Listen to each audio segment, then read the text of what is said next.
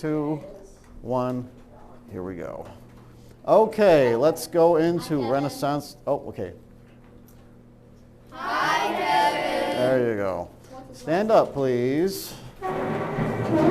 Exercise that blood in your veins a little. What is the Renaissance? Here we go. The Renaissance is a cultural, intellectual, artistic rebirth in Europe from the 14th to the 17th centuries, marking a rebirth of classical learning, art, and culture.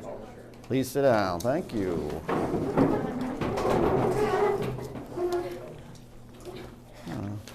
Will all of our tests be, like all of our quizzes, will they all be open out? The quizzes, the open note quizzes are. The tests are not. Or do we have any tests? Oh, your test will be actually next semester. Your quizzes actually prepare you for. You okay? What's going on? No, okay. Yeah. Does she have too much sugar or something? No, Okay. Now we're going to finally get into the Renaissance after I danced around it for a while. Where did the Renaissance begin? We're going to talk about that. So, if you want to learn something on your own, what is your favorite thing to learn about, first of all? Who's got a favorite thing? You. I love that. I just randomly look at the periodic table. Periodic table of elements? Wow, that's interesting. That's got to be fascinating.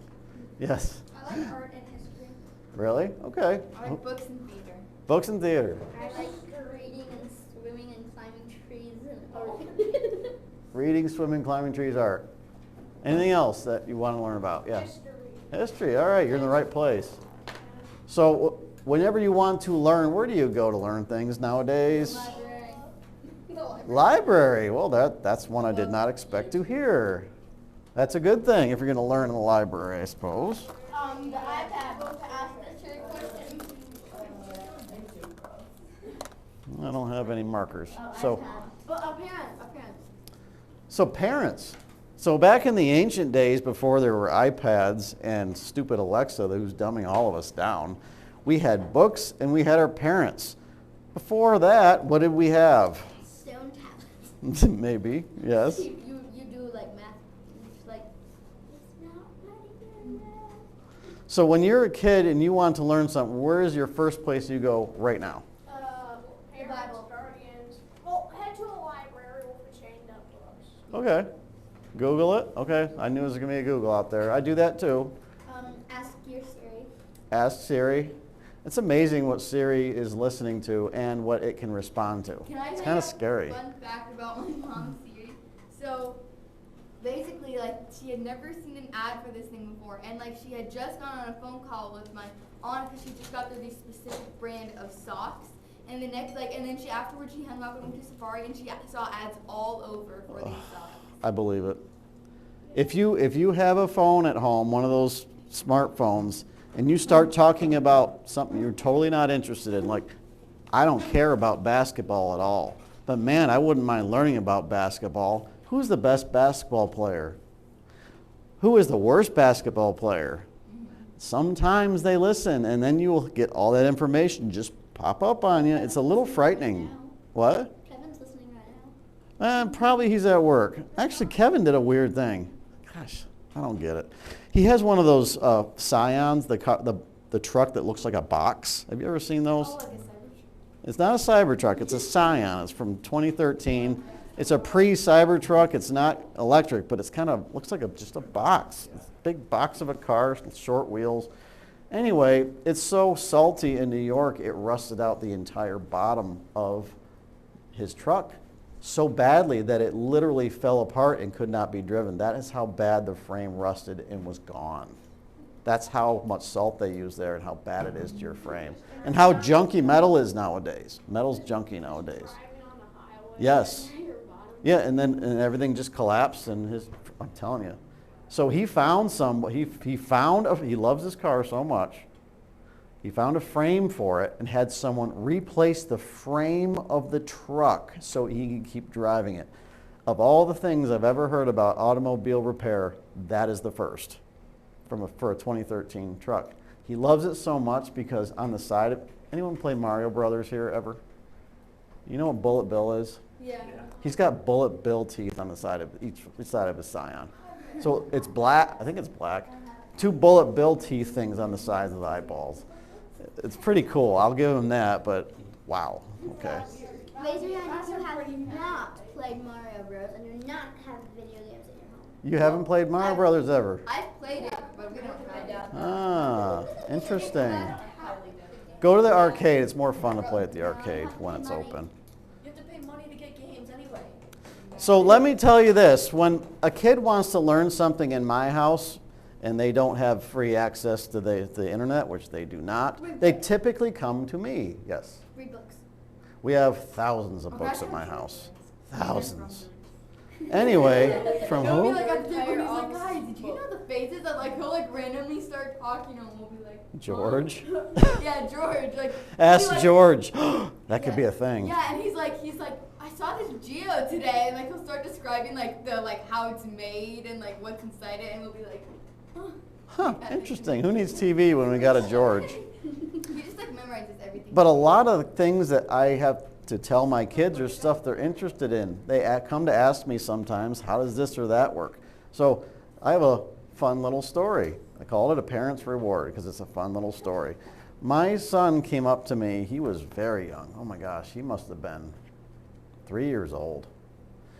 And he asked me a very simple question on how I think it was a TV, how a TV worked. And for the first time in his entire life, he was actually fully fixated and focused on what I was saying. Like, he was not distracted. He wasn't itching his face. He wasn't looking at the fluffy cat. He asked me a genuine question, how does this TV work? And I told him, and he was utterly fixated on me like this. And as a parent, I've never experienced that before. Usually when I'm trying to explain something to someone, they forget what I'm saying in 4 seconds and take off. Not my son. Not my son.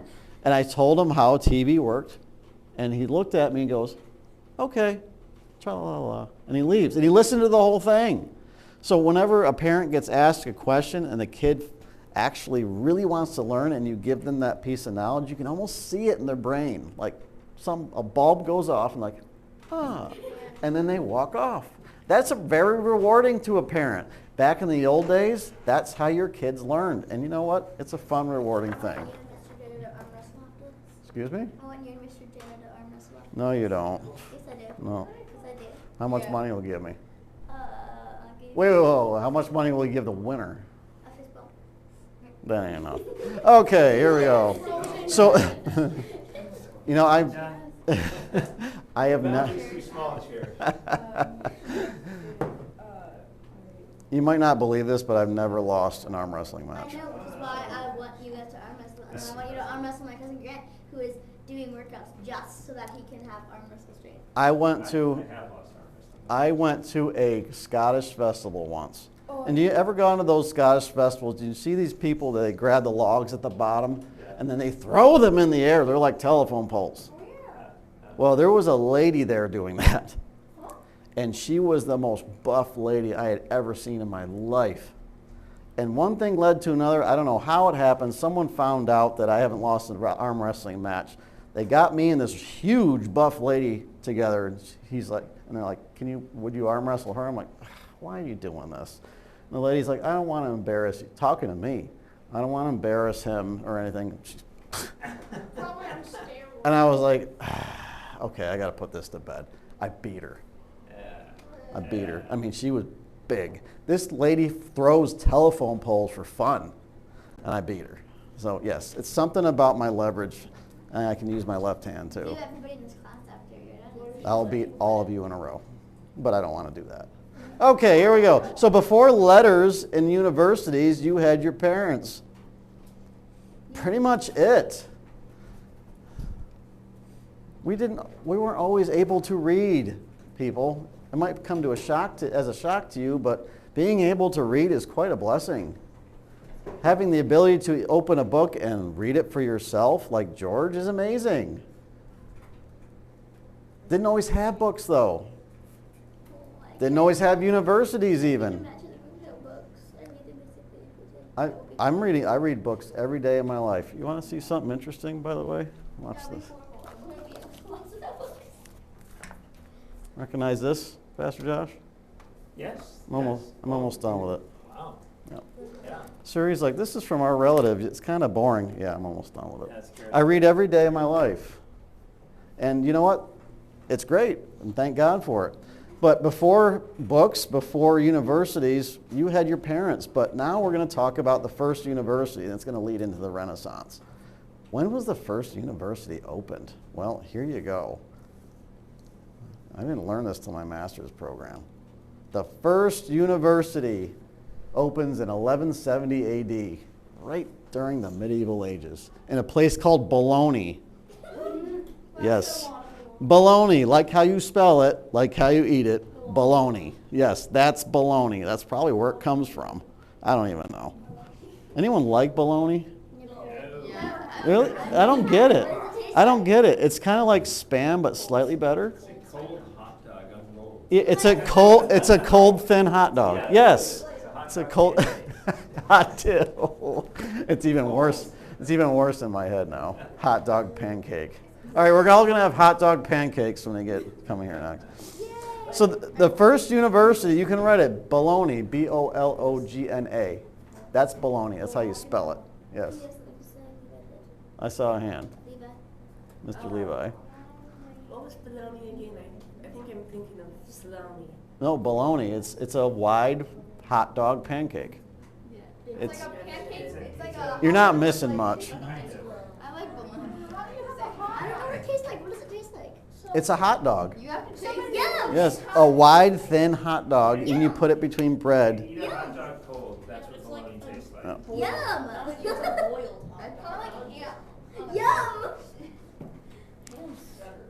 Okay, so how many people show up the first day of university at Bologna in the medieval ages? 13,000 people show up on the first day in a city called Bologna in 1170 AD. 13,000 on the first day. The university, of course, did not see this coming, but because the whole world was used to learning through word of mouth, talking to their parents, sitting around the fire at night, telling stories. Most people couldn't read at this point. Who started the first university? I don't know the man who started it, but this is the first university. And they just exploded from there. What was it called? Bologna. No, that's what the university was called? Yes. Bologna University. Yes, Bologna University. I'm not kidding. Yeah. Yeah. It's the city was Bologna. I think it's in France. I can't be positive. I think it is. Hot dog pancake, city of the hot dog pancake. Gosh, that sounds disgusting. But yes. But mostly the people that show up are rich and nobility. I mean, it costs a lot of money to go to college. I'm sure you probably know that by now. I've heard some horror stories. I had a professor in college, and he was just a great guy. Spent way too much money on his university and his degree. He's got a beautiful degree on the wall. It's as big as mine. It says Doctor of History. So refreshing to see. I'm a doctor of something. That doctorate cost him about $250,000, as much as a small house nowadays. And he's going to pay for the rest of his natural life student loans to pay that off. Going to university is expensive, and it was back then too, yes. Medical school. Absolutely. It's like $500,000. Yeah, you want to be a doctor? Great. You want to help people? Great. You're going to pay $250,000 to $500,000 to be a doctor, and then you got to go to work to pay it off. Because who has that kind of money? Not me. Has anybody here eaten a cold hot dog? I actually think it's good. I've eaten plenty of cold hot dogs when I'm starving, yes. I just didn't have a microwave near me. You ever, I'm not going to go there. Okay. But it costs a fortune to go to college, and it still does today. Sometimes you can get grants. That means someone else is paying your way. But someone pays, and we all pay dearly. I'm lucky. Not lucky. I'm blessed. I went to the Marines, and the Marine Corps paid for my degree. I don't have to pay anything back because I already paid for it. My dad went to the Air Force Academy and he didn't have to pay anything. Well, that's a blessing. Like I said, sometimes there's grants people will pay your way. Depends on where you're at. But people pay a fortune for college and still do. I'm not saying don't go to college. I'm saying do it smart. When I went to college, I went to a community college first. It's a small college in your very community. It teaches the basics. You pay a lot less there, and then you could upgrade to other colleges. That's what you should do. I'm not telling you what to do, but that's a cheaper way to do it. But you go to college, you will pay, because those teachers need to pay off their debts. So go to the best teachers. To go to the best teachers in universities, you will need money. And nowadays, what are some universities you've heard of that are really good? Does anyone know? Harvard. I heard Harvard. I forgot what it is. Hillsdale, Stanford. What? Hillsdale, Stanford. Hillsdale, Stanford. Stanford's a big one. Yep. So here's a few. Here's a few very well-known colleges. Universities. If you can get into these, that's great. They'll accept. If you got straight A's in high school, you can get into Oxford, Yale, Harvard, Princeton. There's plenty others. According to my dad, he says don't go to Oxford, Yale, or Princeton. Yeah. Oh, my uncle. You will pay a lot of money and not get what you exactly need. Yeah. But yes, these places are typically very picky at who they want to come to their colleges because they want you to be a brilliant genius and they want to spit you out. Yes. They don't exactly accept people by how many A's they got. They accept by how fast you learn. Perhaps. Yeah, sure. Why not? Yeah, and not all colleges and universities are the same. The point is, these universities are expensive. But back in the day, before universities, before baloney, people used to pay for teachers. And these are some of the teachers you probably heard of. Aristotle and Plato. Plato, Aristotle. These are famous teachers in ancient Athens. And if you wanted your kids to learn something in 4th century BC, in the 4th century BC period, you're going to send them to Athens to learn from Aristotle, and you will pay. Yes? Did they invent Plato, or is this No, Plato is Aristotle's student, not Play-Doh.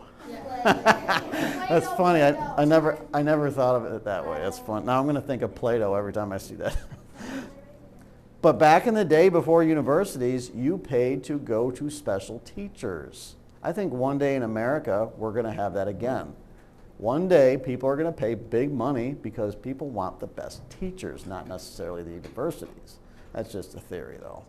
But back in the ancient world before baloney, you had special teachers, and they got paid. Where are we going with this? Basically, back in the ancient world, you had to have money to learn. And then when people show up at a university, yeah, it still costs a lot. But then people start thinking outside the box. Why do we need Aristotle and Plato? Yeah, they're good to learn about and read about. Why do we need universities? Can't we learn on our own? We're kind of there right now in our society. We can learn stuff on our own, not by just asking our parents. We do have a lot of technology at our fingertips. We can learn whatever we want. So enter the Renaissance. And it begins in this place called Venice, Italy. There's some argument there from historians where it technically began, but the Renaissance really begins in Venice, Italy around 1300 AD. That's AD, not BC. AD, after death. This is a lot of years after the opening of Bologna.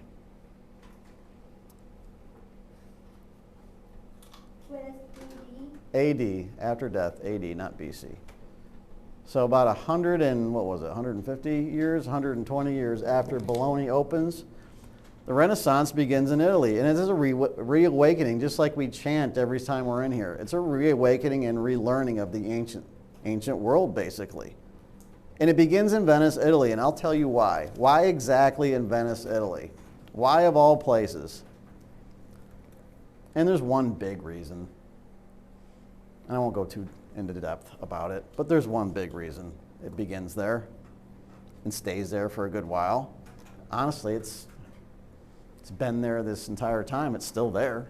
You can still go there. It still is a center of hub and learning. But why there? Why Italy? Why Venice? Why then? It's because of a special family called the Medici family. These, did you say George was talking about? The Medici family is. I think George knew who they were too. I bet he did. What happened was, in Venice, there was a very powerful ruling family that was extremely stupid, crazy rich. Well, they were very interested in higher learning, so they start doing all sorts of stuff in that direction. And they pretty much own the town, the city, so why not? What are you going to do with your money? If you had a ton of money right now, what would you do with it? I would fly to my grandparents' house and give them some of the gifts that the church gives them to everybody in this room, and then I would fly back, and then I would go across the world. You know and then I'd buy the Statue of Liberty. I made side money for college, car, house, and then go shopping. You know the first thing you said it so fast, this is what I heard. I can't hear things too well. This is what I heard. I will flatten my grandfather's house. That's what I heard. I can't. She said it so fast, I didn't hear what she actually said. I heard flatten. Because I do a lot of stuff with my money. Yeah. What I would do, I would buy the rights to all of those songs. Okay, one at a time. What would you do, Evie? I would buy the rights to all famous songs. And become Whoa. famous. Wow. That would be good. And you said pay off people's debt. That's very generous. Who else? Besides flattening families' houses. Do you have one? Fly to. Buy a house in a mountain in Montana and buy a rifle and go elk hunting. Ooh, that sounds beautiful. I would do nothing. I would just keep the money until I'm older. So Yeah, I we can gotta just invest it. Don't Yeah, invest it and it becomes way more. It's like a starter with. How much money are we talking? Yeah. Billions. Billions? The Medici, the Medici family was the billionaires of their time. Okay, so I would have a house, but then it would look like a small house so nobody would rob me. But then there would be like 5 basements, and they're all huge. So it sounds like you want a missile silo. No. A missile silo, yes. It's basically a mansion underground. Yeah, a missile silo. You can buy missile silos Okay, I'll right buy a now. missile silo. I mean, you can go out to Nevada, middle of nowhere. No. They're for sale. I'm They're staying there. here. I'm staying in every. And they go down like 5 stories. So you build. Yeah, I'll hire people to Then you can make it it. your personal swimming pool. Yes, I have an Olympic size swimming pool. Okay, let's move on. Wow. Okay. So basically, these billionaires had a lot of money, and back in the ancient world, they were collectors. So they start spending on their money on stuff they want, right? If I had a ton of money, I'd buy a castle. All that money. We're going to find out in a minute here. And buy baskets and buy a lot of tons. So the reason they had money, here it is, and the reason the Renaissance really was centered here is because Venice was the greatest seaport in history. In history, and I do not say that lightly, and I'll tell you why. They had a fantastic fleet of ships, 3,000 ships that we think of. Might be more. And back then in the Mediterranean, I got to show you a little map of Italy and tell you exactly where Venice is, because you guys, I just realized you might not know, so I have to find. There we go. Perfect. When everyone's got that, I'll put this map on there, and I can show you where Venice is exactly. So when you have a perfect port and tons of ships, you're gonna get wealthy. Yes. I would buy Aberdeen. Buy Aberdeen. I'm sorry. I don't know if that would work out very well. And then just build a nation. I don't. All right. Everyone see Italy in the center there? Yeah. Where? See Italy? Italy. Yep. They've been. Okay, get my laser out here. All right. Here is Italy, right here, right there. This is the Mediterranean Sea. This is hard because it's so far away. Venice is right up there on the tip of Italy, way up there. Wow, it's moving along. And right here, yeah, it moves a lot. I'm old and I shake. The port is right here, and it's just barely in Italy. That's where Venice is. Very safe location. That's where Venice is. So now that you know that, we'll go back to our slides. I thought the big boot was Rome. The boot's just, actually Rome is in the center of Italy. It's not on the boot. Yeah. Like I said, natural harbor. And I'll tell you how natural this harbor was. It's actually pretty shocking. That's natural. Oh, yeah. And the Medicis were so well connected, they had the first real trade route. The first real established trade route to Far East, where they could get all sorts of things. And everybody in the world wanted stuff from the Far East. Thank you, Medici family. Thank you, Marco Polo. Remember him? We just talked about him. Marco Polo was a Venetian. He went and discovered the East, stayed at the Mongol Empire's palace, became a helper to the king there, the Khan. Came back loaded down full of riches, and what does Marco do? Marco's like, hey, here's the route I took. You guys should do it too. And so he gives the route to the Medici family and Venice, and Venice uses it. And why not? They're going to get rich. Send a ship over there with stuff that we could trade, or money. We'll come back with what we want. Very simple. But why Venice? I'll give you a little history on Venice. Venice was established, as far as we know, 118 AD. Venice was established over 1,000 years prior to what we're talking about right now. This is an old city, people. Old city in Italy. Venetians, that's what they call themselves, Venetians. This laser even stinks now. I can barely see it. Even the cat wouldn't chase that. Oh, there we go. My dog chases lasers. He's such a dummy. You have a dog? Yeah, he's a meathead and he's a fart sack. That's what he is. Meathead fart sack. That's his whole name. But it was established way before what we're talking about here, and it was established under incredible duress. Duress meaning stress, trouble. Italy is not exactly the safest place to be in 118 AD. Go back to where I have my little slides here. Why do we even care? Well, here comes some modern art. You ready? I haven't done modern art in a while.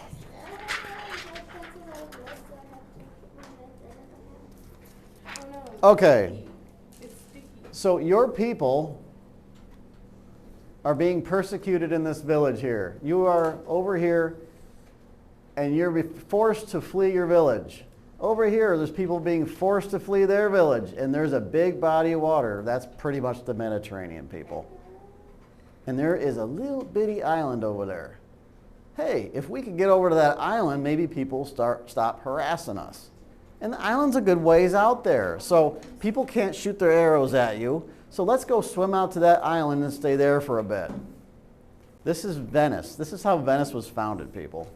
There was so much trouble in Italy here, and Italy over here, that people had to literally go to the islands off the coast of Italy to try to keep themselves safe. And they did. But it didn't just end there. Notice anything? A lot of land, not a lot of land. That little island's not going to hold many people. Some of you might know where I'm going with this. You know, this happens a lot of places in history. There are places in Africa and South America where if your people are being persecuted, you have nowhere to go. There are people that will find a big body of water. There's a little island in the center. Go to the island and try to live there just out of reach of the bows of the people that are trying to kill you. So while you're standing in the center of that island living off the fish, because you're getting more people coming. Sooner or later you have a problem. What's the problem? Too many people, one little island. Exactly.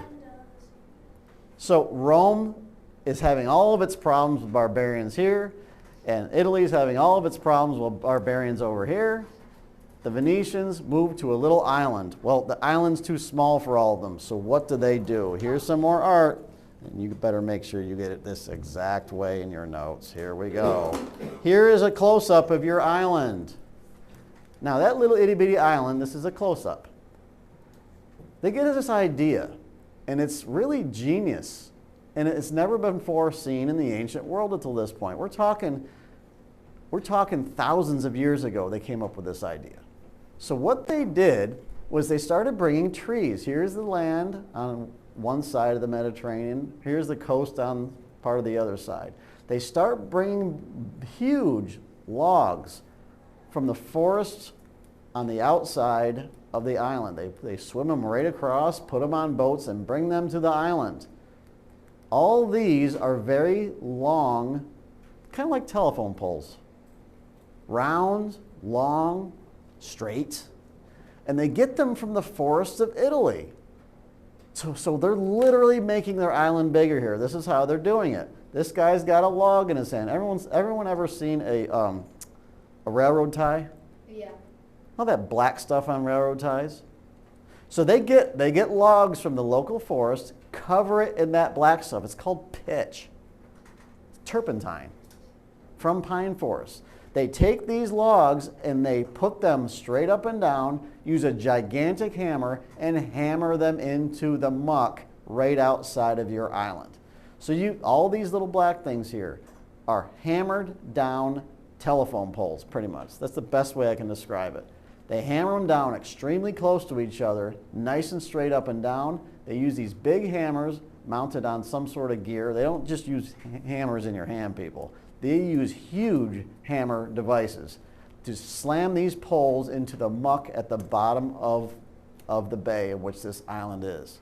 Has anyone ever gone to the ocean or to swim? Oh, this is a better thing. Has anyone swam in a pond before? Yeah. Yes. What is mine like a pond? You ever, when you go into the ocean a couple feet and you go into a pond a couple feet, you look down, if there's no rocks, where are your feet going? And like mud. In the muck. Like when you're in a pond, swimming in a pond, you will go in a few feet and your feet will sink in clay, nasty muck. Well, at the bottom of the bay in Venice, it's a bunch of clay, nasty muck, and they're slamming these telephone poles into that muck as far as they can go. One time when we were at the ocean, like there was actual clay that we could mold with, like just along the. Absolutely. Yeah. Absolutely. Like, we could just like dig and there'd be like piles like all over. Yes. It's just clay and like this mud. So the bottom of the bay is approximately here where my laser is. They are pounding these huge poles covered in pitch as far as they can go into that clay mucky mass that is at the bottom of the bay. And they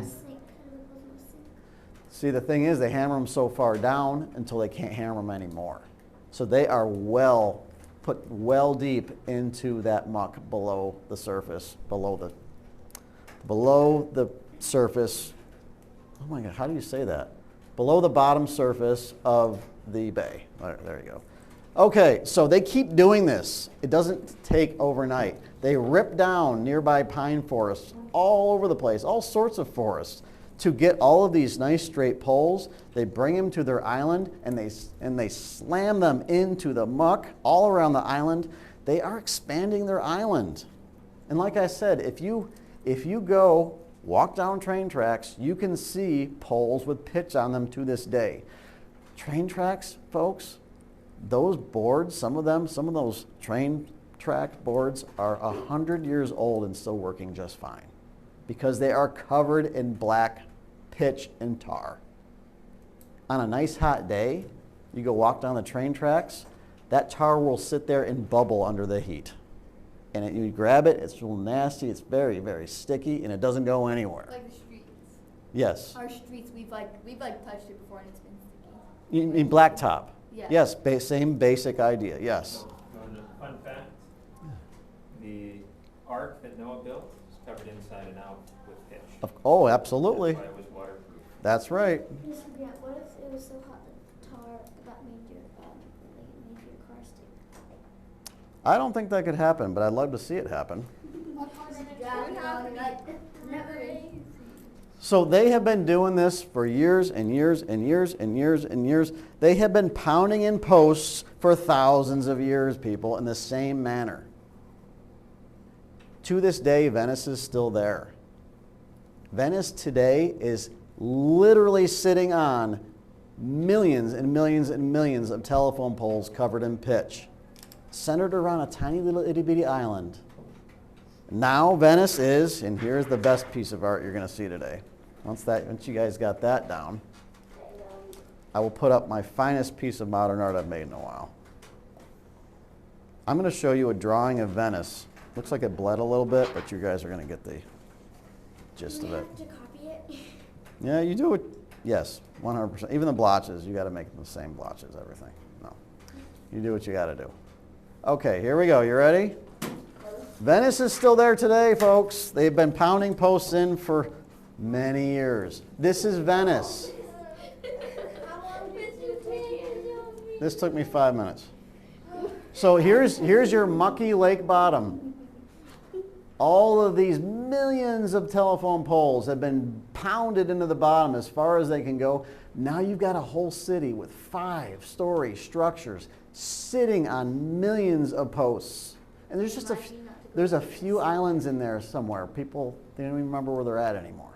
Venice is literally a city built upon a bunch of little tiny islands surrounded by millions of posts. They're all reasonably level, and there are people that live there to this day on these. Is this the city where people have river roads and something? Yes. Yeah. Venice, they call it the walking city. Very few cars, if any, are allowed there.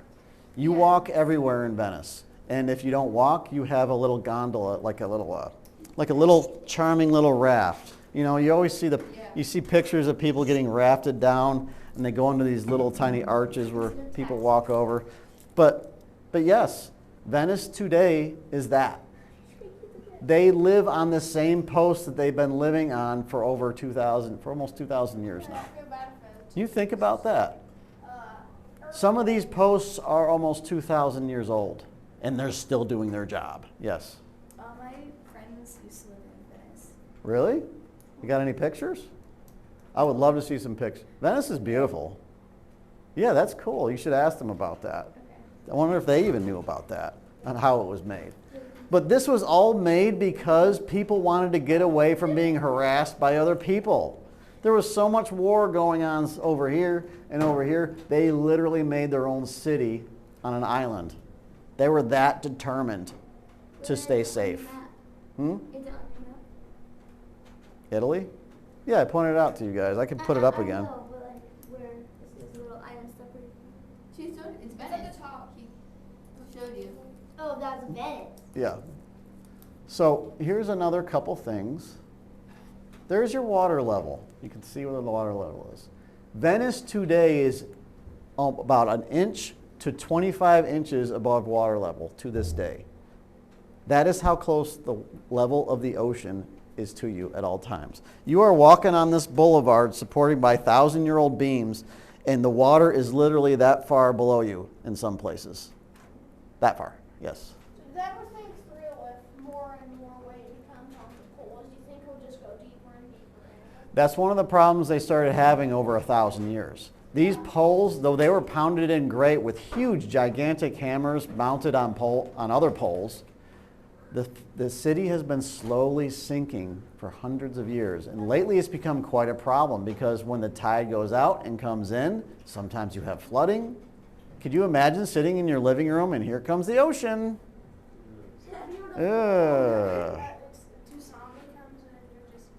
So you have 5-story, 6-story structures. I think there's 5-story, 6-story structures on all of this, pushing down on millions of tons, pushing down on all these posts. The posts are doing a good job, but lately they've been having a problem because the city's sinking a little bit because these are old posts. And guess what? These posts aren't rotting. Why aren't they rotting over 1,000, almost 2,000 years? Covered in pitch. Yes, and there's one other thing. Tar and pitch, like a railroad tie, and they've covered them good till they're black. There's another reason they're staying put. Salt help preserve it. Right here. There's almost zero oxygen in the water in this particular area, especially in the lake bottom. It is such a mass of slimy clay down there that almost no oxygen is below the lake bottom. So the posts they're pounded in, every single post, they're not rotting because oxygen can't get to them. So not only because of the pitch, but the oxygen can't get there to even try to rot at anything because believe it or not, there is oxygen in water, but here it's special. Wow, it's a system that seems to be working, but by consequence, the city is slowly sinking. You're not allowed to have a car in Venice unless you have a special permit. You can have a motorcycle or bicycle, but not a car. No joke. It is called the walking city. I would not want to walk to Walmart. So yeah, there is no Walmart in Venice, I'm pretty sure. Could you imagine building a Walmart in Venice? No, just a Buc-ee's gas station. Never had to American Farm. So they live in a bay. They live on mostly fish. I mean, that's their main diet, that and tourism right now. But back in the day, people mostly live on fish. Tourism's huge for Venice, always has been. You want to if you have a good set of legs on you, take a walk to Venice and just walk down Venice. It's a beautiful place.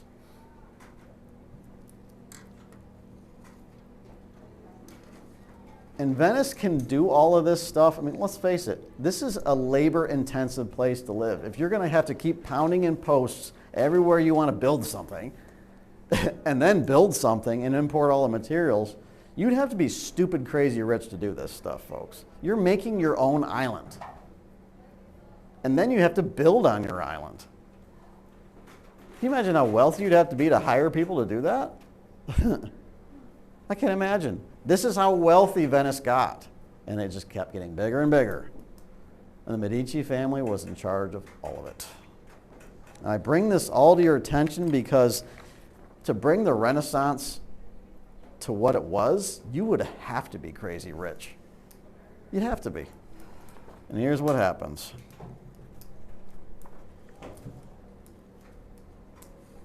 Everyone got that.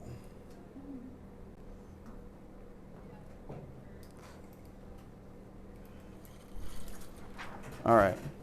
So what's your main problem when you have a city? What's the biggest problem you're going to have when you have a bunch of people in one small space? Space, room, comfort, food, and supplies. You almost got them all. One more big one. Where's the waste? Aha! Food is, yeah, you need food, but there's also waste. Now, you are in a city on a bunch of poles in the bay. Where does all your human waste go? Into the ocean. Yes, it does. You flush your toilet in Venice, there is a direct straight pipe that goes right through your floor and kerplop right in the bay, right below you. What do you think of that? You can flush your toilet, run outside, listen. Oh, there it is. Just having to talk about. Yes. So that is where your waste goes to this day in Venice. To this day, your waste goes right below your floors into the water right below you. It must smell horrible in Venice. Yes. Sometimes it does. Imagine just scooping, dive, and then when you get Here's whenever you build a city, you have a problem with waste. That's why sewers are so important. Do you know New York City, before we had sewers in New York City, it was the stinkiest, most nastiest city on the face of the planet because all the horses that came through there pooped there. People didn't know where to put their waste. So New York was seriously the worst place to take a walk in for at least 50 years because they couldn't get rid of the waste fast enough. But in Venice, your waste goes in the bay right below you. Great? Sounds good, right? Does it sound good? I mean, it works. Does it work? No. Because it just all sinks. You'd think so. And it also Oh, it floats. It will float. Disgusting. Yes, it will float. A lot of stuff will float.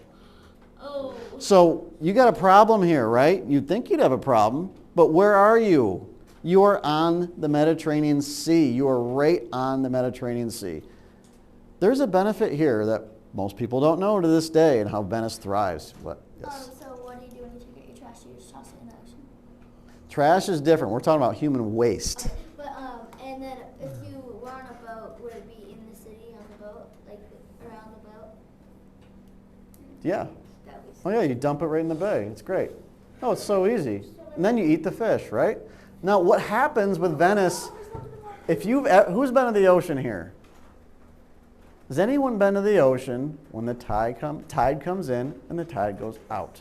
Yes. What's that look like to you when you see it? When you see the ocean tide go in or out, what do you see? The water and like little Yeah.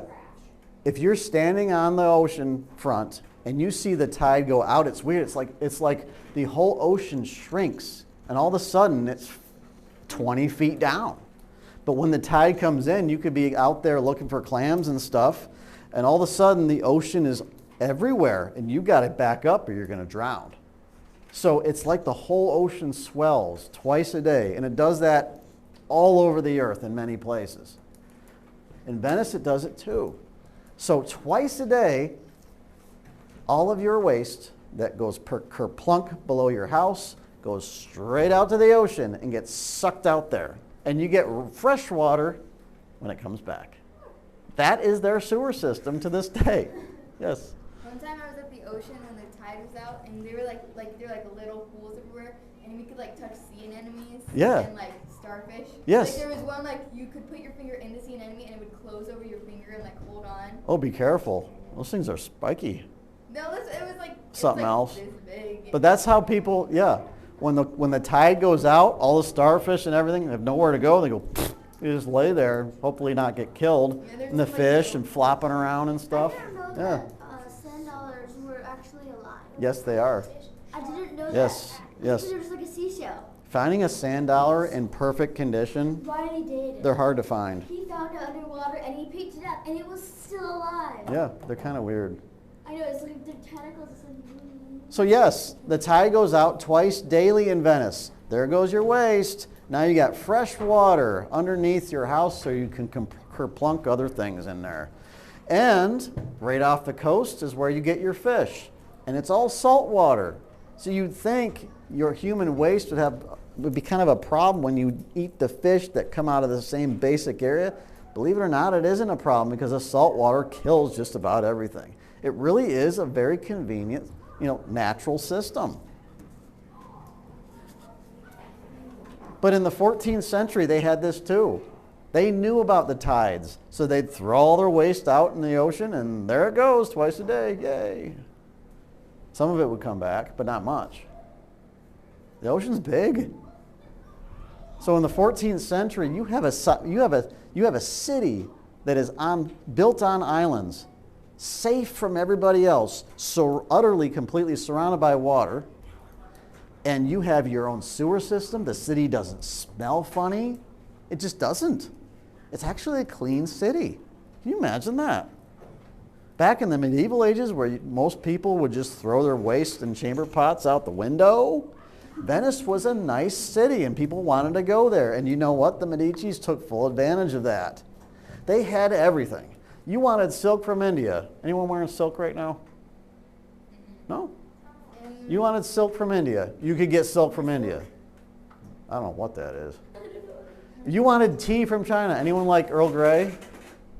Yes. If you wanted Earl Grey-ish black tea from China, you can get it at Venice.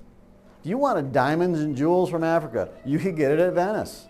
Venice was the place to be, and it didn't stink when you were walking around. It's actually a very charming place to this day. And guess what? The family in charge of everything taxes all of it. That's how they got rich. And it's a nice city to be in, so why not pay them a visit, right? Wow, can you say money? Here comes all the money? Yes, here comes all the money. Amazing. So when you're stupid rich, and there's not much else to do with your money, and you're kind of interested in the past, I tell you what, if I was a billionaire, I'd buy a Greek statue if it wasn't naked. I would buy expensive art if it wasn't equally as naked. I have somebody paint a portrait of me. Yeah. A statue of me. Like put it in like City Hall and be like. She said she would have someone get a tattoo of her. Is that what you just said? I said, I heard, Like a portrait or a statue. I thought you said make a tattoo of me on someone else. I'm like, well, No. okay, all right. Fun fact about paintings and something you say today, because we're talking about it, made me think of it. Huh? I pay you to make a tattoo on me, on someone else. If I put my face on your back, how much do you want No, for no, that? you pull up your shirt in the back and then you're just like, Mr. Grand Smiling. Ugh, that's weird. It was like at this morning before you take off your shirt, he said, "Who's that?" It says Mr. Grinch. So I can close up it. You never know what class you're gonna get here when you When come into someone class. says something costs an arm and a leg, it's because in like the medieval, like if you wanted to paint your arm or your leg, it costs extra money. Oh, So that's why most portraits are just of someone's face. So if someone says like it's gonna cost an arm and a leg, it's because each arm costs something. Yeah, and Interesting. each leg costs- Thank you, George. Mona Lisa is just her face and she doesn't have eyebrows and she's frowning. No, because she stubbed her toe. And besides having money, they have an actual decent government. A government with the people. They had a great council, kind of like a Congress. Yeah, the Medici family was in charge, but they also had common people making common decisions. Wow, that's unusual. For a time in the medieval ages when there's nothing but kings and queens lopping each other's heads off. Interesting. Why not pay a visit to Venice? Why not? So they had a great council, and this was revolutionary, and it spread. And the reason I mention this is because almost every country that is reasonably stable to this day has a council like a Congress. A lot of it originated with ancient Athens, and then Venice used it again, and then they brought it forward. And this council of people were pretty rich. These people were so rich, this council was so rich that they were able to give the masses things like festivals on a regular basis. Food, bread, sometimes almost for free. They even funded their own hospitals for all the people. That's how rich the Venetians were. Rich. And it happened to be a nice place to visit, so why not go? In an age of kings and queens, this kind of government was highly unusual. Highly unusual. And it was contagious, and it ought to be. You ought to have a say in your government. And it didn't start here. They just took the idea from the ancient world. Optional homework. Look up pictures of Venice. It's a beautiful city to this day. Beautiful. I would love to go to Venice. You do? Yeah, Cool. I think it's Venice. I think it's Venice. Water. I think it's Venice. Have you ever seen The Hobbit? I'm pretty sure we have. Because like the city that they're in, they use like boats and stuff to get around. So when you're crazy rich, I know what I'm going to do. I'll buy a castle. Medici family had castles, but that wasn't enough for them. Oh, we want a castle. Now we got to put stuff in our castle. So they're going to go around and find all the most beautiful sculptures in the world and buy them up and put them in the one basic area so everyone can see them. Their display of wealth is not a Lamborghini. Their display of wealth is hoarding beautiful things from the ancient world. And that's why they call Venice the heart of the Renaissance, or where it began. Because the Medicis had wealth, and man, did they display it. Whenever there was a dig somewhere in ancient Rome and some, statue popped up, that statue, chances are, would be purchased by the Medicis and put somewhere where they lived or where the people could see them. Powerful displays of wealth. Yeah, and some of these sculptures are unbelievable. So why not, And they didn't stop by just buying stuff from the ancient world like statues. There was other things. Precious gems that you would never see anywhere else, they bought them. Exotic foods from all over the world, they bought them. They had the money, why not? That's what they did. And I have one more slide. Oh, geez, to this day, there's hundreds scattered all over Europe. I have no idea, but it was a whole extended family. there's at least 20, 30 of them that had a lot of power and money at this time. And they just, had kids, and to this day, there's Medicis out there. They've changed their name, but they're out there. It's old money. Medici family, a lot of them became Rothschilds, and there's a name. There's a name right there. I got one more slide before I bore you all to death again. All right. So you're not just buying ancient sculptures. You are buying ancient texts. What are the words above that? The family is buying up all of the ancient text scrolls from the ancient world. We can't necessarily unroll them, but I want it because it's just cool. Anyone ever hear of the Dead Sea Scrolls? Anyone know how those were found? Nope. I'm sure Pastor Josh knows exactly about those. Yes? Wait, didn't Shepherd Boy, are these sheep in Tassarock in the cave? Yep, 1947, yes. They were a bunch of scrolls of scripture. Isaiah is, I think, the biggest one they found. They were in these large, big pots that kept them sealed from the elements as best they could over the years. Medicis would buy stuff like that. Whenever something was found, they would buy stuff from the ancient world, sculptures, artwork. But they didn't stop there. And guess what? When they ran out of stuff to buy, they hired artists. Anyone like to draw in here? How would you like to be hired to do what you do without restriction and get paid for it the rest of your natural life? That's what the Medicis did. They were so rich, they found there was artists from all over the world that they hired. Come and live in Venice. We will give you a place to stay. We will give you food to eat. We will give you money. You just sit there and draw all day. Would you like that? Yeah, that's what the Medicis did. And guess what? Your art's not your own. You're going to give it to them, most of it. But still, paid work for life. Have you ever heard of the Ninja Turtles? Yeah. Michelangelo. Come on, does anyone know the others? There's Leonardo. El Greco. Not El Greco. Giotto, Ghiberti, Angelico. Okay. All right. Anyway, we hear about the Ninja Turtles in our society. Michelangelo, Raphael, Donatello. What's the other one? Leonardo. Who did the Mona Lisa? These four were funded by the Medicis. Those four great artists were funded by the Medicis to do their job. Fully paid. You don't have to worry about where you're going to sleep. We'll have a maid take care of your bed. If you want food, there's a plate of food over there at all times. You sit there and you chisel away at rock. You do your doodles. We'll pay for it all the way.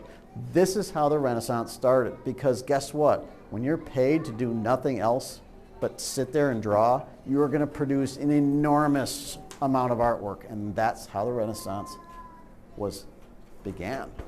Thanks to money, thanks to Medicis, thanks to interest, thanks to a lot of different things that led up to it. Does everyone see the big picture here? Yes. Who would like to be fully paid to draw the rest of their life and not have to worry about anything else? See? Well, if I wasn't able to do anything else, would I be able to do everything else and have my friends come with me? No, you're getting paid too. I mean, you could do that stuff on the side, yeah. Okay, but I would, yeah. If I basically, if they Yeah. moved here. If I could lock me in a dungeon, I have to draw stuff now. Now, If I get to draw all night, then yeah. if you haven't gotten this book, please get it. The other one you'll need to get is George Washington. Same book. It's a DK biography. They're on our syllabus. I also sent out a weekly email. Please have this. Please. It's a great topic. That's all I got for you today. Have a nice day.